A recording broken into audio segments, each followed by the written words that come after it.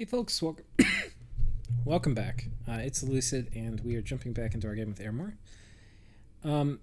So yeah, if you recall last turn, we had kind of broken through. We're pillaging Pangaea, and we lost the Timu on top of Pangaea's cap, but we decided to go in anyway, and we knew that if we fought his monolith there, it would be bad news bears for us, but we were hoping, he tried to research or forge something, or do something greedy with his monolith other than patrol. Because maybe he was thinking, well, we'd just beaten Pangaea off. Pangaea's not going to attack because I've got a monolith there.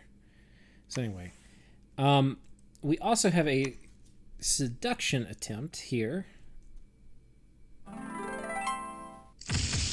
I think we kill it. We both get killed. That's what happens.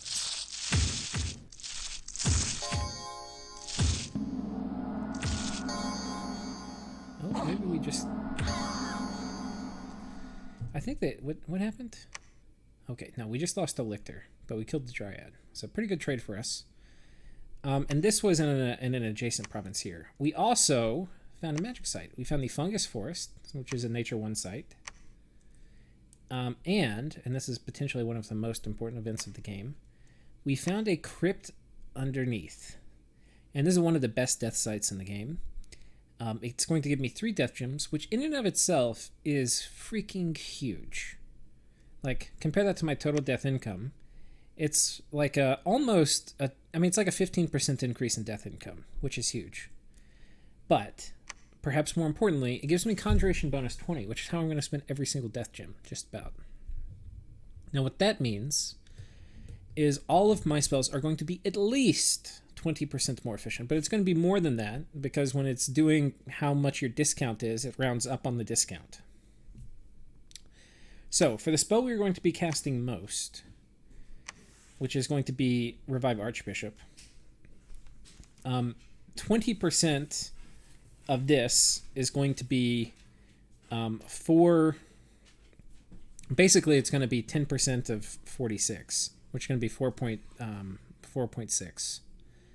But that's going to round up to 5.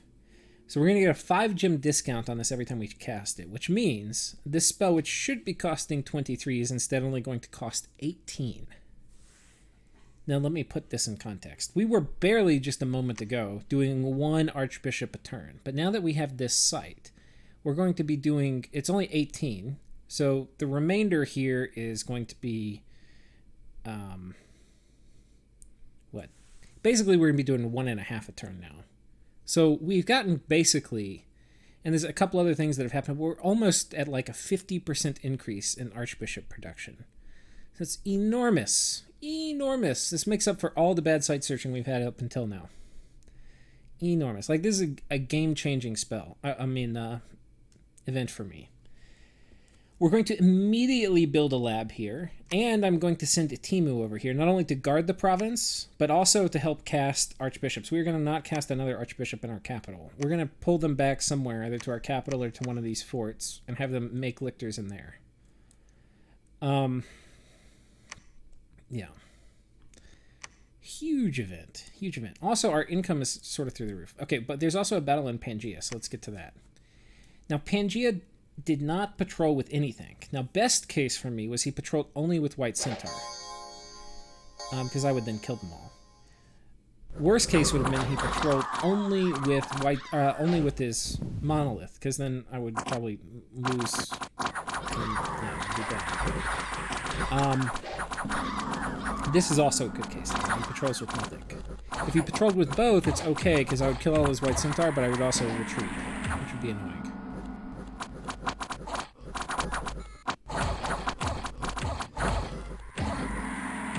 And the good thing is, now that we have taken, because obviously we're going to kill this, now that we have taken control of the outside of his fort, he's never going to be able to get that back. Because the only way he would be able to get it back is riding out with his White Centaur, which we're not going to allow him to do. So yeah, pretty good. His monolith can no longer patrol unless he gets control, and his monolith can't break siege. So... his monolith is only going to be a factor when we storm the fort.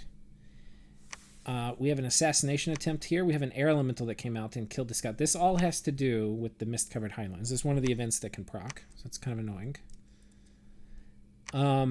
Harvest has been good.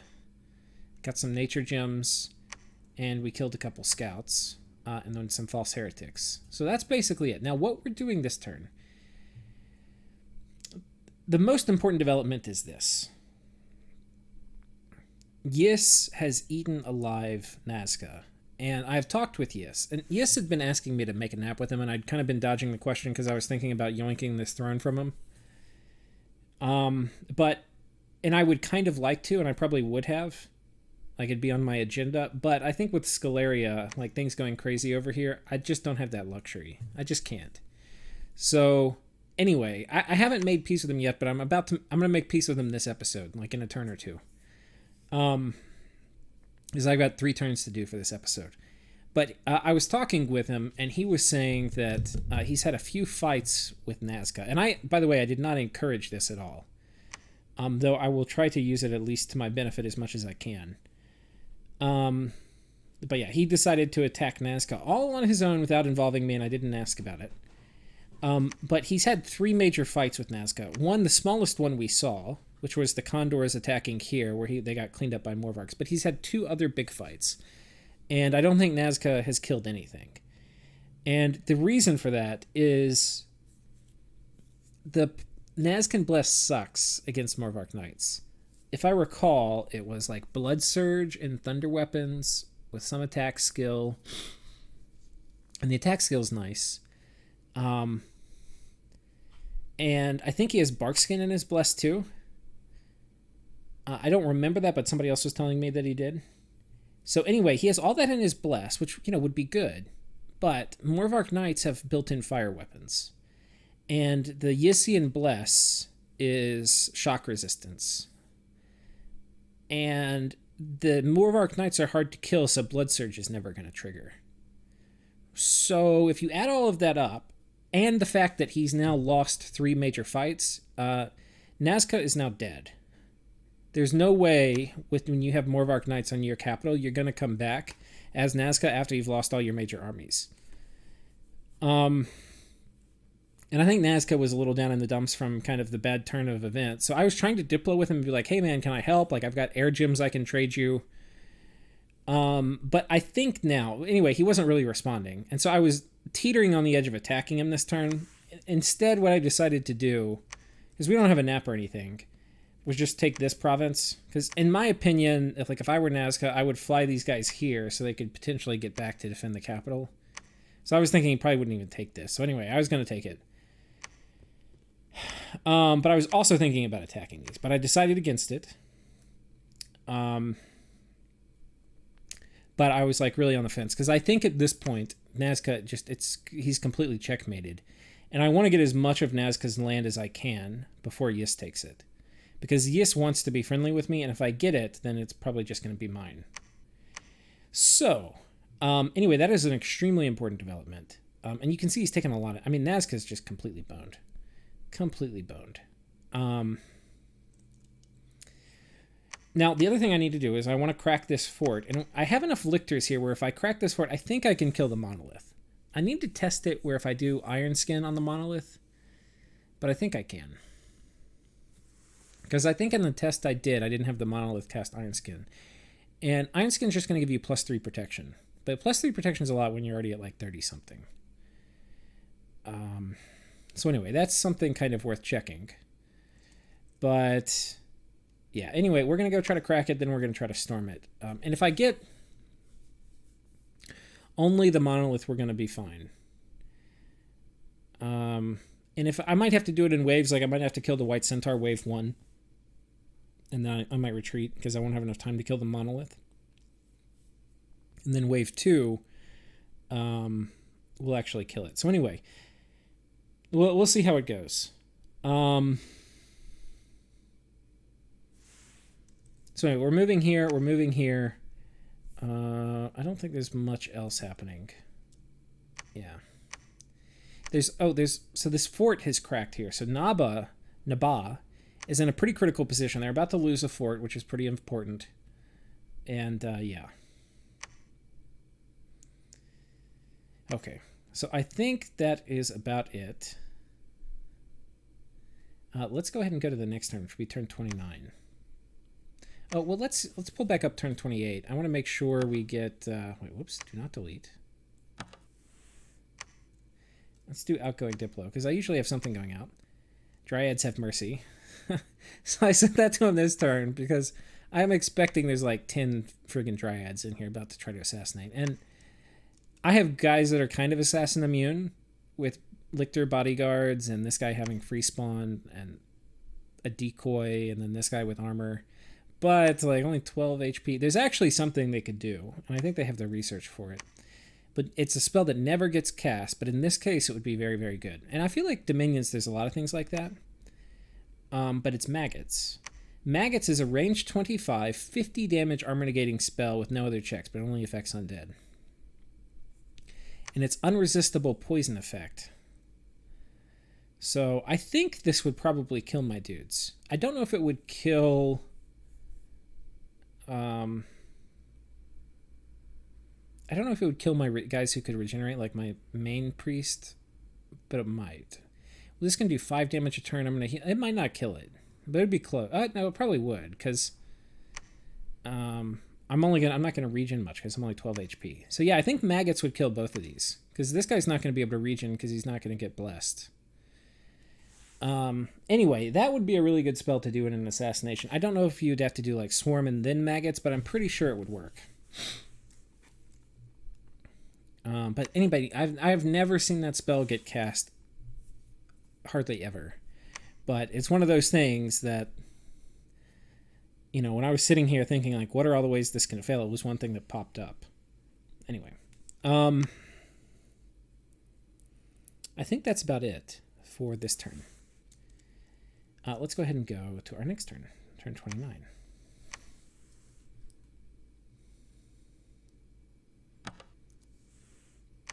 We've got turn 30 also. That's our current turn.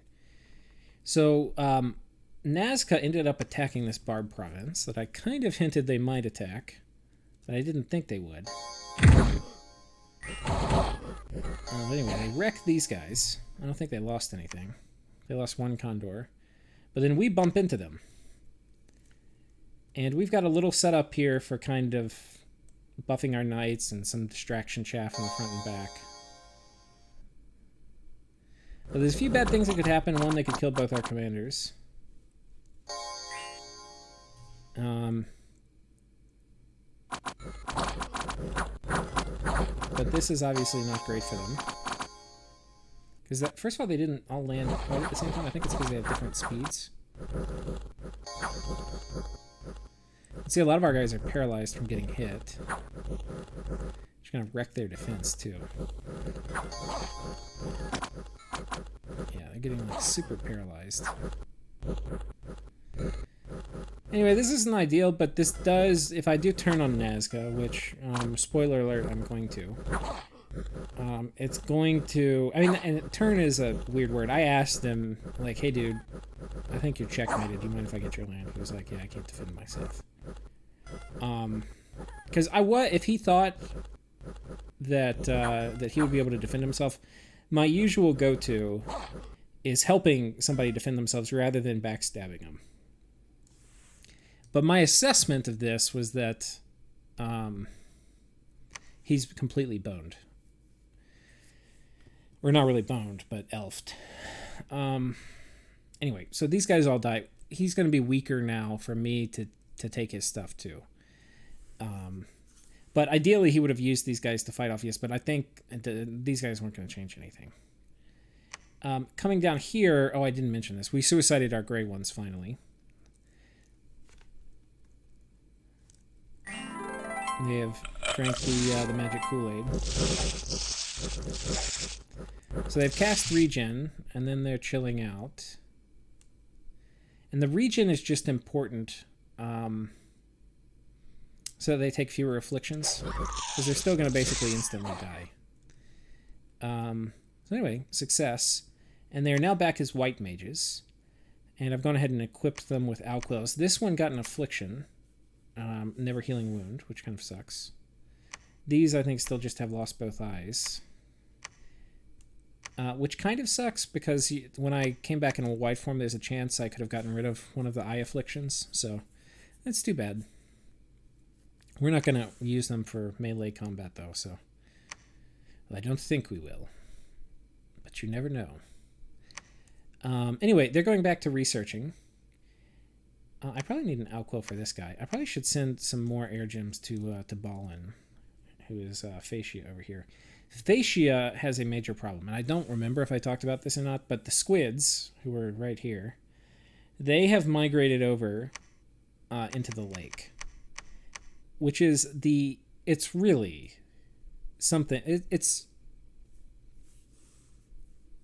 I mean, the depths of a nightmare. To have squids and a moat around your capital, I think it would sap every last calorie or ounce of will I had to play the game.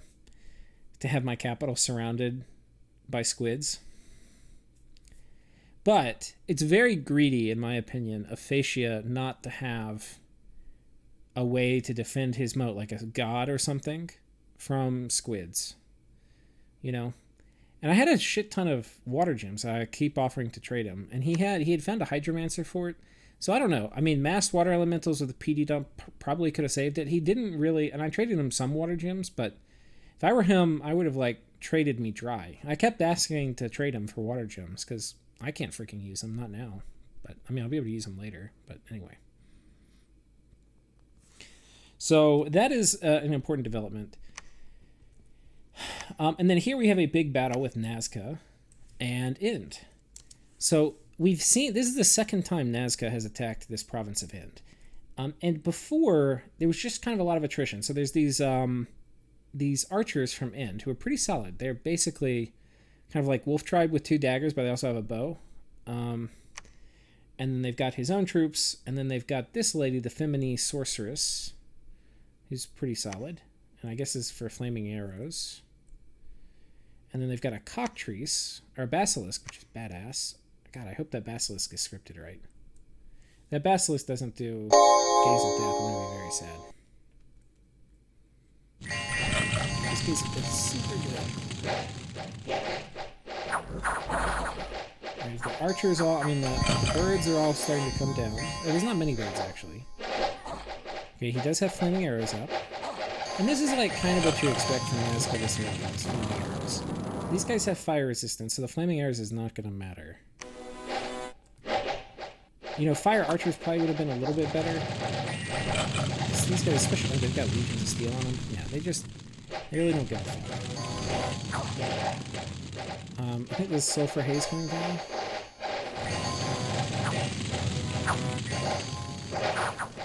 These guys have PR too? Yeah, they've got poison resistance. I can't remember. I think Sulfur Haze is poison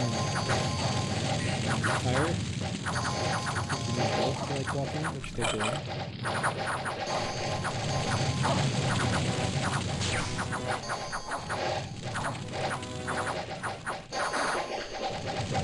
So, unfortunately, there's some problems. The birds kind of messed with his formation, but also, these guys were in skirmish, so in theory, at the beginning of combat, these troops could have trickled through. Unfortunately, as it played out, the birds kind of got them distracted, and these guys clumped up. And so as this line consolidated and condensed, these Ind troops were no longer able to walk through the skirmish formation, and they end up just trickling out. And while they would probably be able to put up a pretty okay fight, if they went in as a unit, going in a few at a time against this many line guard, it's just bad news bears. And things are about to go from bad to worse as these kind of excellent, not excellent, but good sacreds close in with the archers. Now these guys, he's got a lot of them, but I kind of want to look at this fight again because I want to see what his mages did. I don't think they did much very useful.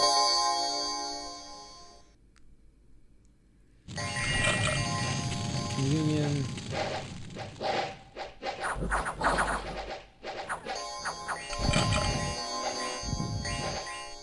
I don't know what his research is, but in my opinion, or bitch mother. In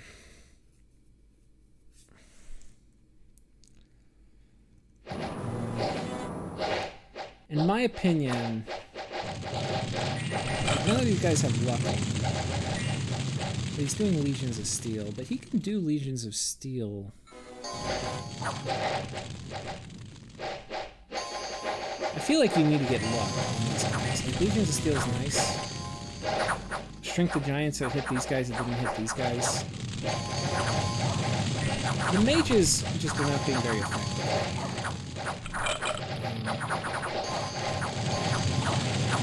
I guess he's worried because, like, you don't really know what Nazca's gonna, Naba's gonna bring because they are kind of stealthy.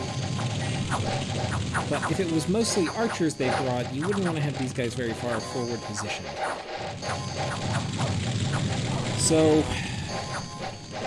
in my opinion, what you want to do is you want to do point buffing like for 2 turns while these guys, while your troops are standing still, and then hit them with Strength of Giants and stuff if you can.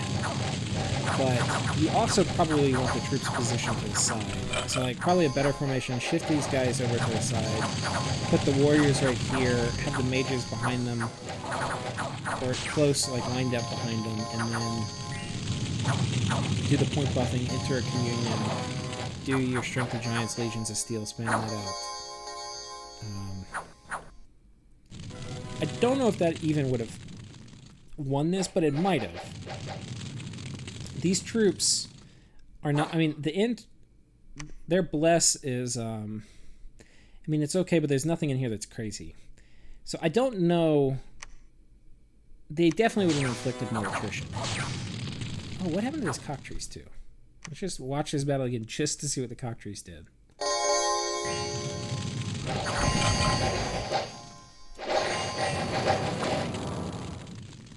I'll check that. Does it say the ammo?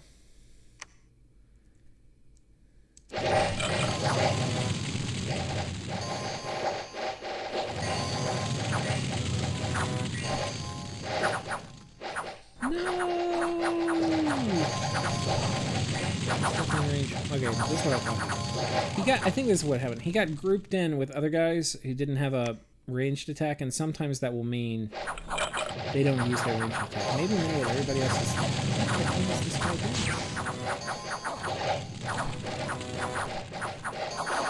This guy's super bad.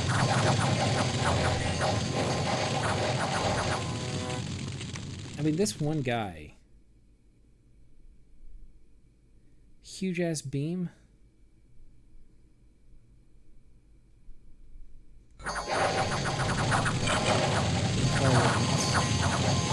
I feel like they're probably. I feel like you did it again. You might be able to pull this off for End. I think the odds are stacked against them. But like, if you look at it, End brought significant. Oh, not really. I didn't realize all the. What was the mage support doing for Naba? I didn't realize there was that much mage support.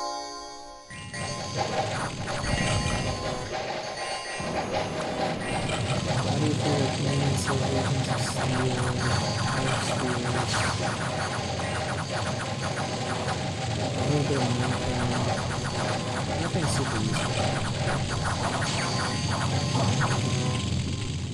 But I mean, not bad. I don't know. Let's see if a lot of the... No, I think that most of these guys did get hit with Legions of Steel. Let's just look again.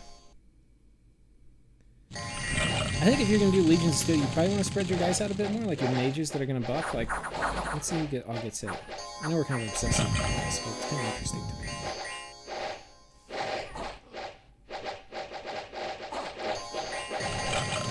Some of them got hit. Let's see if they get these guys. This is about the max range is about right out here. Okay, yeah, they did. Okay. Yeah, Sulfur Haze is what this is. This is actually kind of interesting. I probably should cast Sulfur Haze myself. In my Napa game. We got attacked by brigands. It's got some unrest events. And we caught a Sceleria scout. So that's basically it. Now, we have popped to the fort, and we are going to start. We're going to storm it with Balin and Nardimu. So only these guys. I'm bringing enough chaff in the front to hopefully eat up lance charges. We're putting these guys on Helm the Techlesses. They'll probably run past the lictors. because they're a lot faster. And their job is to basically die to the white centaur first. And then these guys, their job is mostly to kill the remaining white centaur and kill the monolith. So hopefully that works. I'm not bringing all of my sacreds. Most of them are going to come down here on top of this fort and crack it. Because we have decided this turn to attack Nazca. And it feels bad because they're kind of an ally, but they're also completely checkmated. And me delaying attacking them is only going to mean that that Yis is going to get their stuff. So we're going to go ahead and do it and make hay while we can. Anyway. But the clock is ticking with Sceleria. And once Sceleria gets research, we will not be able to resist them. And that is up and coming. Like by turn 40, they're going to have crazy stuff. Because Scaleria's research, because they have so many forts, all they have to do is just build a lab and start making thaumaturgs instead of cultists. And as soon as that happens, we start getting just big trouble. Big trouble. Like, okay, Grand Thaumaturg. I don't see any evidence of thaumaturgs yet. But once there are thaumaturgs, we're in trouble. Right now, he's only making cultists. Which will go a long way, but we can probably kill 1,000 long dead. But we cannot kill 1,000 buffed long dead or 1,000 long dead with crazy mage support behind it. Like regenerating mages with anti-magic. So, we're also going to send in a squad to kill the Ivy Kings who murdered our gods, those bastards. And we have our lab up. And I sent a scout here also, so we're going to immediately fort this. This fort is a little awkward because, A, it's on a high-income place. I'm not going to temple it. I'm only going to fort it. We'll temple it later once my Dominion gets in here, but for now we're just going to fort it and lab it. And I'll probably go ahead and upgrade it to tier 2 at some point, but I want to have... And I'll probably put ghouls inside of it, but I'm not going to temple it. I'm just doing it to protect the site, and I don't want a surprise attack. Yeah. This fort is almost done. It's going to be coming up this next turn. This fort has finished, and this fort will be coming up next turn also. So we've got a lot of forts finishing, and instead of... what I would like to do is not build this fort now. What I'd like to do is upgrade these. But we are a victim of cruel circumstance with this crypt underneath, and we must protect it and expand, like, get our influence out over here where it's secured. Because this is so important for me. Game-changingly important. And yeah, we're going to move a stack on top of this. We're moving these stacks down here. We're going to be attacking down here. And we're going to be attacking up here, where there's... Nazca is having fun with his PvE experience. So we're going to come liberate this from the Ivy King. Well, this is going to be an Archbishop. And so yeah, we need to get all of this before Nazca eats it all. Now, part of the problem of me getting this big is we potentially are going to jeopardize the alliance against Sceleria, because people are going to be worried about me.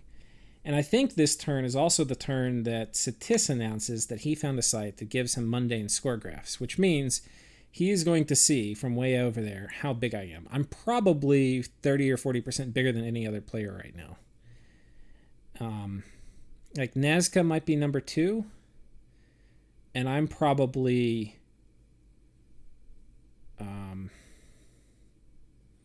probably 25% bigger than Nazca at least. And I'm going to be getting bigger. I'm going to be getting more forts. My income's starting to be good. We're almost at 1,000. That means like a fort and a temple every turn. So that's huge. That means that's all going to be funding the development of the Heartland. And yeah, so that's, good and bad. Because if Jotunheim bails, then we're not going to be able to attack Sceleria is basically what that means. Because I'm not going to attack him alone. I'm just not.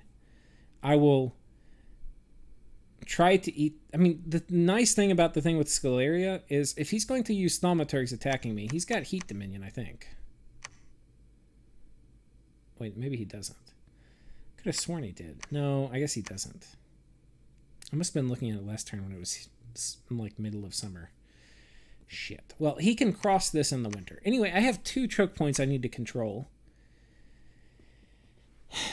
And I can, if it was only one, most of the year I only have 1 choke point to control.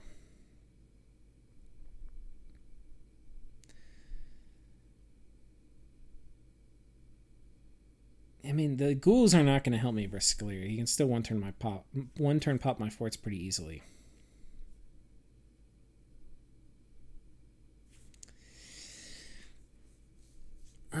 I don't know if I can. Once Sceleria has research, I don't even know if I can really resist him. If he like really plows into me with a bunch of thaumaturgs. Maybe once I get rigor mortis, I have a chance. Which we're not actually that far away from. I mean, we're not very close either, but my research priority, we're going to go enchantment 5, construction 2, just so if I need to do thug gear in a pinch, and alt 3 in case I need to thug in a pinch, and enchantment 6. And then we're going to run up conjuration probably all the way to Earthblood Deepwell, but we may make a pit stop for alt 6 for darkness. But like darkness is not going to be a priority when my primary threat is Sceleria. Anyway. The nice thing about this site too, also going to give a discount on Well of Misery. So, not bad at all. Yeah.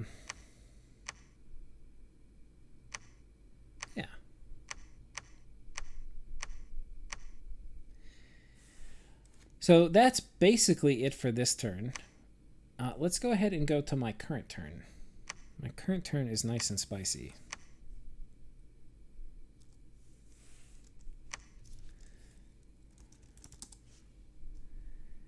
So we cast Archbishop twice. That's correct. We found a magic site, a Grove of Fertility. This is a Nature 1 site. We have a few battles here, so let's take a look. We've got this battle here.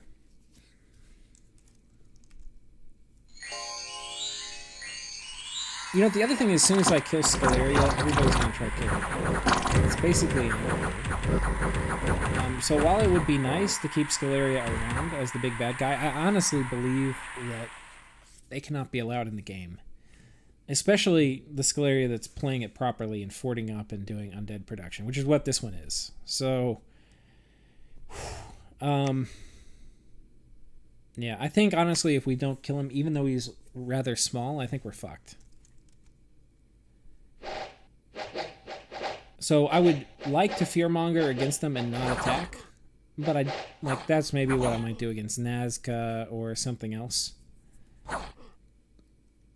Nazca is legitimately scary a lot of times. And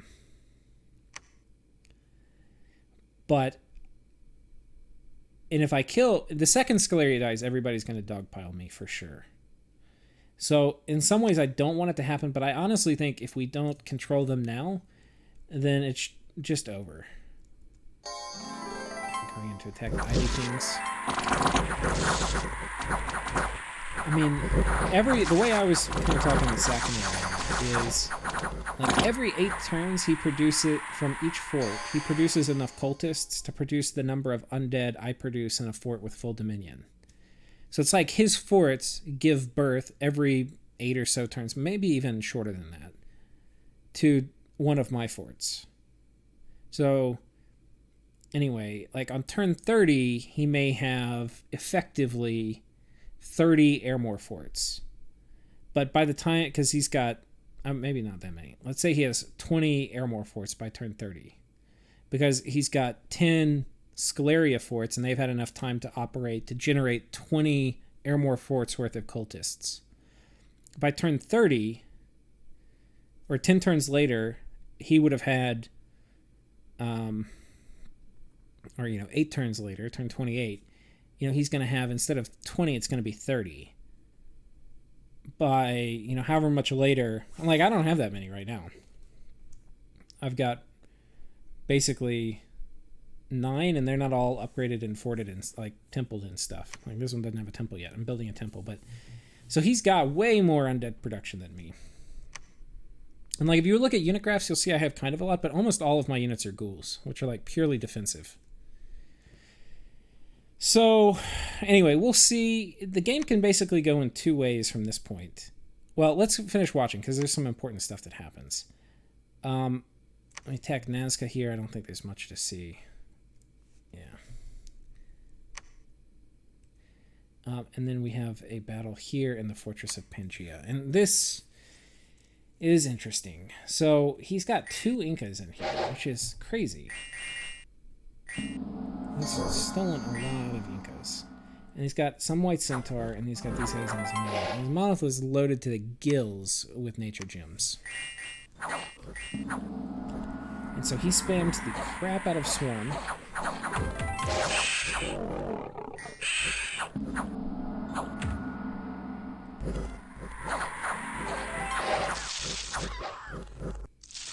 The White Centaur and Nereids kind of block up the gate, and this is kind of the exact worst spot to be in.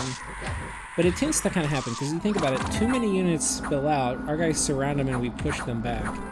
We push them back until the rate at which the units fill the gap is equal to the rate at which we kill them. Which, anyway, as long as there's enough units coming behind, a lot of times, unless you can break through, like dramatically and quickly, which we might have been able to do with the horses. Now let's watch it again, just see if we could. We're going to get caught at this choke point, and the choke point is painful. I don't think we could, because these guys run forward really fast. And the horses are quick. Maybe. And now we've got all this banishment going on. We're doing Blood Vengeance. And we've killed, I think, one of the Inca who walked out. But these Inca, they have regen in their bless, because it's Pangaea's blessed with regen. And they have kind of a lot of HP. Like, this guy's got, he's a prophet, so his HP is pretty high. So he regens a lot, and because he's a prophet, he has really good MR, because of being a prophet in Friendly Dominion. So because of all of that, he banishes the shit out of my guys. And does not die. He's just sitting here spamming Holy 3 banishment. These guys are also spamming banishment, but they're not banishing very hard, because they're only Holy 1, which means they're going to hit fewer guys. There's going to be less blood vengeance damage coming in. So while they take some damage from the banishment, they're actually beefy enough to survive. For the most part. Like, this guy's almost dead, and they have Undying, so they... Yeah, we almost killed some of them, like, they got pretty low. And maybe if we had more undead, they would have killed them.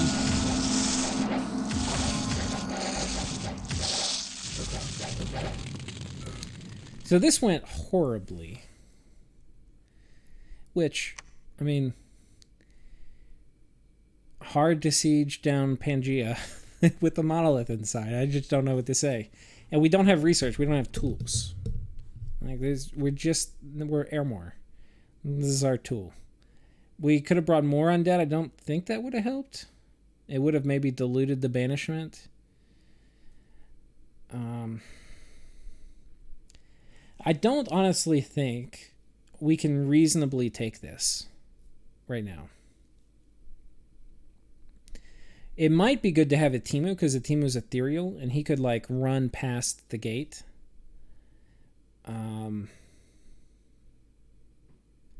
Or maybe once we get Construction 2, we could have some of our Dusk Elders run in, but I wouldn't really want to use them because they're not immortal. A Timu, he can die, and I don't exactly care. But, like, I could give a Timu a Rune Smasher, a Smasher, and let him try to hit the Monolith. I mean, the Monolith will probably kill him, but... that is an option for something like sort of near term I could do. And we killed a lot of his chaff and some of his White Centaur and one of the Inca and one of the Huron priests. I think they have Mummify though, so I think they're not actually permanently dead. I think they're just back in a different form. So that's not great news. And the Inca's probably going to come back as a Royal Malakui with innate casting craziness that's going to spam the shit even more out of... Anyway. I honestly don't think I can take this. I think this is a little bit beyond me. So that's the bad news. The good news is he can't break out because I still have a scout here. So So we're going to just send some more people back on top. And this will be enough to kill whatever he tries to kind of break out with. Is this all I have coming in? I thought I had another squad. I guess that's it.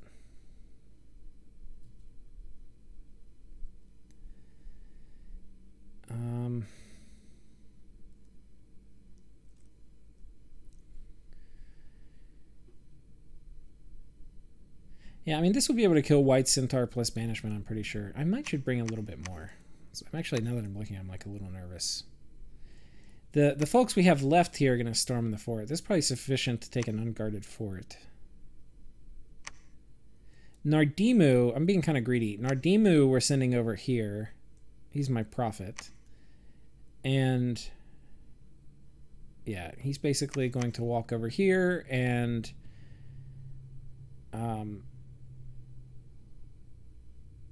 kill these barbs. And that should be pretty easy for him. And we've got this fort we've attacked also. Minimal losses. So we're going to be storming here. I think actually these guys are just going to be on attack rear. I don't think we need to hold an attack rear. Got some guys on guard commander in case there's some weird shenanigans here. And then, yeah, we'll probably take this. I think I'm going to leave these for Yiss to take. There's good things about taking it. It's going to make a war with Jotunheim impractical with me. Because he's not really going to have a good venue to attack. If these are Jotunheims, he could potentially feel like he has a much stronger claim to attack me in this direction. I mean, he still kind of can through this way, and then through this way. I don't know. I think Yiss taking this is going to be a little better. And plus, there's something psychological when you span north to south, and this will block that. But I might take this. So anyway, that is the current play. And we may be being a little too greedy because it's highly likely we get ganged up on soon. But, I mean, it's turn 30. I'm okay a little bit with like, this is when Ermor's strong. Where Ermor starts getting weak is like turn 45. When other people have research and I'm like, what, magic? There's something called magic in this game? We had events this turn. One of the events, we had a lot of events. We had this one, we got an Earth Gnome. We had fog-shrouded warriors come attack me. And this is, I think, the event that is the precursor to us getting, like, I think next turn we get the air sight, which can allow us to recruit Windmasters, which are basically these guys. And they're kind of badass. So we are going to avail ourselves of that.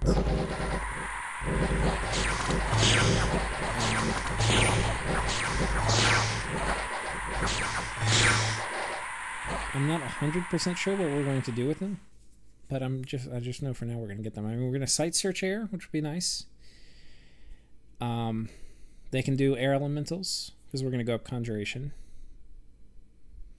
If we're going against like End or Naba, we can have Aerofend potentially if we go, because we're going enchantment 6 kind of early. So there's a few things we can do. Important, but that's not even our important event. Our important event is down here. There are rumors of a hidden site of mystical power. A man claims to have seen the fountain of fire in his dreams. Actually, some of the gems were later found in the belly of the goat who strayed into the wilderness. So heat +1 fire gems. So there's two versions of this event. One event where it's fake and there's no fire site. The other one is there is a fire site and it's a fire 3 site. So we're going to get 3 fire gems from it, which is huge. It's huge. So anyway, we're going to go ahead and send Persecutor, Putrescator, over here and have him site search.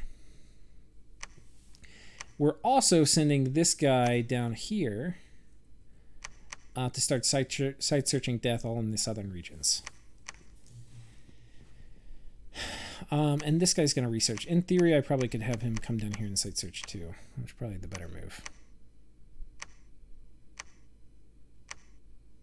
Can he make it anywhere significant?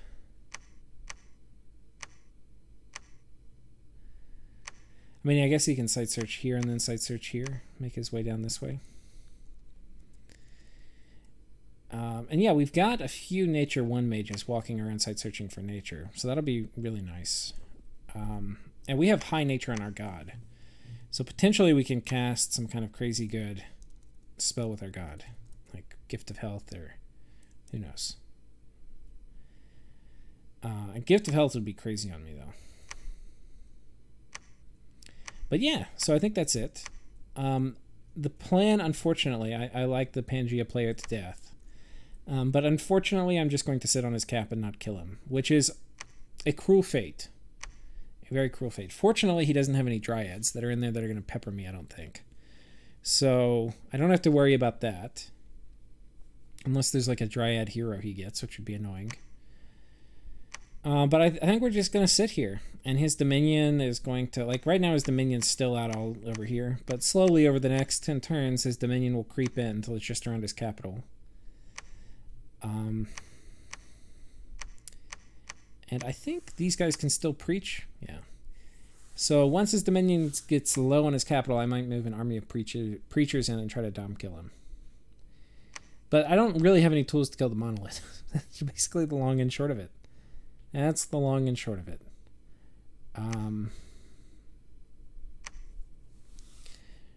So yeah, I think that's basically it. I'm gonna eat all this, and then what turn is it? It's turn 30. I need to keep a big enough army on top of here that he can't ever break out. And then I need to take everybody else and move them up here, and we gotta go attack Sceleria. But I'm not going to do it until I have explicit confirmation from Jotunheim that he's attacking that same turn.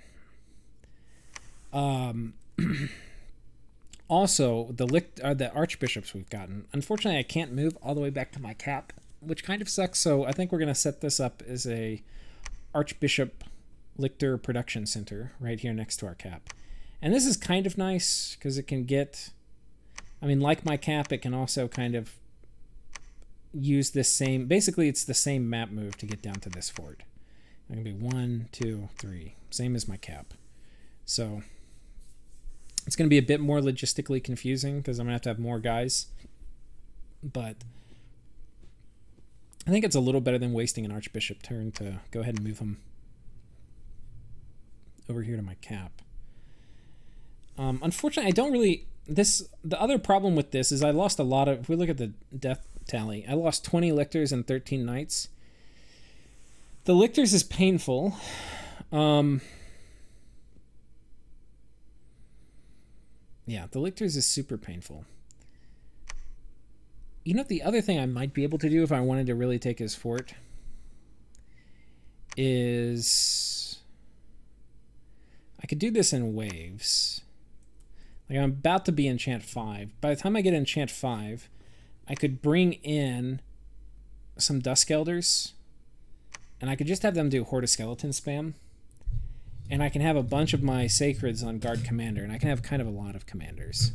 And I could just all have them sit at the back, and they would just sit there and spam out Horde of Skeletons. I'd probably need like 3 Horde of Skeletons casters.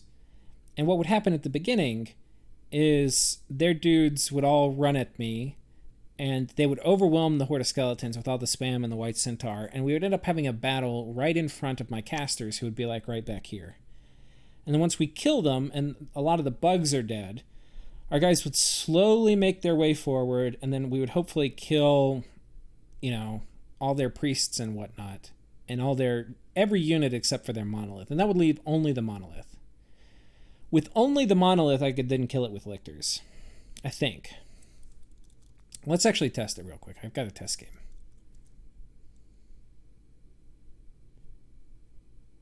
Uh-oh, Dominions is freaking out. Sometimes it lags like this when it can't connect to the server.